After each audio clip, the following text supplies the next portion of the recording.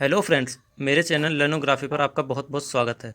आज मैं आपको बहुत पावरफुल लीडर, ऑथर एंड जिनके पास है बहुत डीप नॉलेज ह्यूमन ब्रेन की, कॉन्शियसनेस की, ह्यूमन बॉडी की। जी हाँ, मैं बात कर रहा हूँ सदगुरु जग्गी वासुदेव के बारे में। तो चलिए शुरू करते हैं।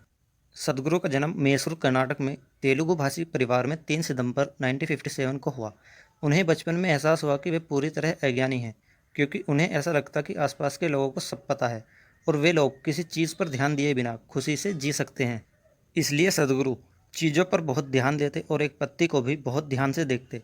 वो अंधेरे को भी ध्यान से देखते। तब उन्हें एहसास हुआ कि लोगों को जो पता है वो सिर्फ उनकी धारणाएं और विश्वास थे। इसका मतलब लोग कुछ नहीं जानते थे।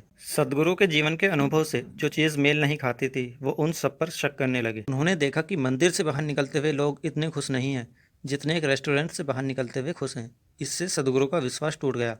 क्योंकि उनके पास करने के लिए कुछ नहीं था, तो वे चामुंडी हिल की तरफ निकल पड़े और जाकर चट्टान पर बैठ गए। और पहली बार उन्होंने खुद को हर जगह फैला हुआ पाया। वो हर चीज़ में विस्फोट कर गए थे।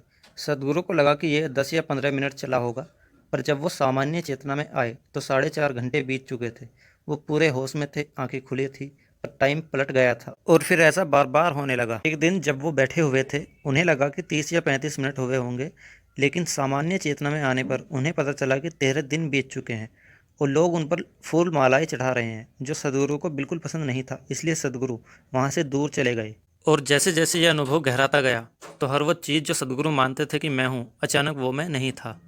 उन्होंने पाया कि शरीर सिर्फ एक भोजन का ढेर है जो मैंने इकट्ठा किया है। उन्होंने समझा कि ब्रह्मांड मानव पर केंद्रित नहीं है और इंसान अपना अनुभव खुद बनाते हैं। सभी अनुभव हमारे अंदर से आते हैं। सदगुरु को 2017 में सामाजिक सेवा के लिए पद्म विभूषण मिला है। इन्होंने ईसा फाउंडेशन की स्थापना की, जिसका मुख्यालय कोयम्बटूर, तमिलनाडु में है, जो भारत सहित अमेरिका, इंग्लैंड, लेबनान, सिंगापुर और ऑस्ट्रेलिया में योग कार्यक्रम सिखाती है। साथ ही सामाजिक व सामुदायिक विकास पर भी कार्य करती है। जैसे सदगुरु को एहसास हुआ कि मेरे अनुभव की जड़ें मेरे अंदर हैं, तो वो चीज़ों को घूरने के बजाय आंखें बंद करके बैठने लगे। ये उनके जीवन में एक आयामी परिवर्तन था, घूरने से लेकर आंखें बंद करके बैठने तक। जैसे जैसे सदगुरु शरीर के प्रति जागरूक होते गए, उन्होंने देखा कि सृष्टि का स्रोत, इस शरीर को बनाने वाला, इसके अंदर ही है। तो इस बात से उन्होंने समझा कि वो अपने दिमाग को 24 घंटों में नया रूप दे सकते हैं। वो खुद को सामाजिक परवरिश, पारिवारिक परिस्थितियों, यहाँ तक कि अपने अंदर के जेनेटिक गुणों के परे भी ले जा सकते हैं।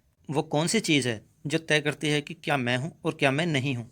रोटी का एक टुकड़ा खाने पर इंसानी शरीर बन जाता है। शरीर को देखने पर यह धरती का उधार लिया हुआ टुकड़ा लगता है, पर ये और वो अलग क्यों है? तब सदगुरु ने पाया कि सेंसेशन या अनुभूतियों के दायरे से तय होता है कि क्या मैं हूँ और क्या मैं नहीं हूँ। तब उन्होंने देखा कि सेंसेशन के दायरे को घटाया बढ़ाया जा सकता है। तो सदगुरु को अचानक एहसास हुआ कि प्यार में रहना कोई सिखाई जाने वाली चीज़ नहीं है। करुणा में होना कोई आइडिया नहीं है। दूसरे की भावना को समझना कोई गहरा सिद्धांत नहीं है। इंसान को ऐसा ही बनाया गया है। अगर वो सीमित चीज़ों से, जो कि वो नहीं है, अपनी पहचान जोड़कर अपनी चेतना को सीमित ना कर दे तो। अगर इंसान ऐसी चीज़ों से अपनी पहचान ना जोड़े जिन्हें उसने समय के साथ इकट्ठा किया है, जिसमें हमारा शरीर व मन भी शामिल है, तो हर इंसान इसमें सक्षम है।